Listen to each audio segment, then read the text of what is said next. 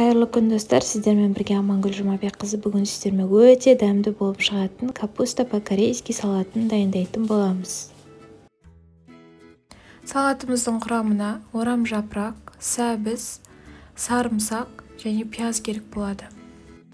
Ең алдымен орам жапырағымызды дәл осы видеода көрсетілгендей турап шығамыз.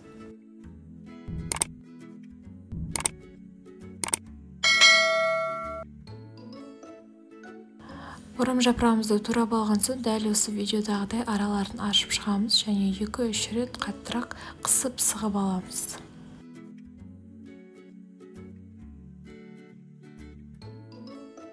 Кейін үстіне тұз салып, су шыққанша шамалы уақытқа қойып қоямыз. Енді барлық сәбіздерімізді үккіштен өткіземіз. Сәбізімізден кейін үстіне сарымсағымызды да үккіштен өткізіп аламыз. Енді пиязымызды жақсылап жіңішкелеп турап аламыз. Кейін отқа май құйып, қыздырып, үстіне жаңа тураған пиязымызды саламыз және осы пиязымыз қызарғанша қуырып аламыз.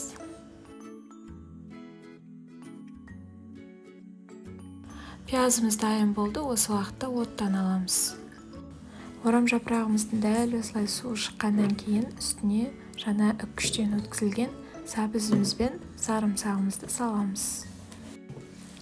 Кейін үстіне жаңа пиязымыз қуырылған майды құямыз.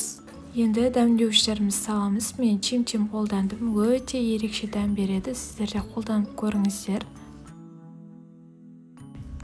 Кейін мен үстіне лотос салдым және корейлердің морков салатына қолданатын дәмдеуішін салдым.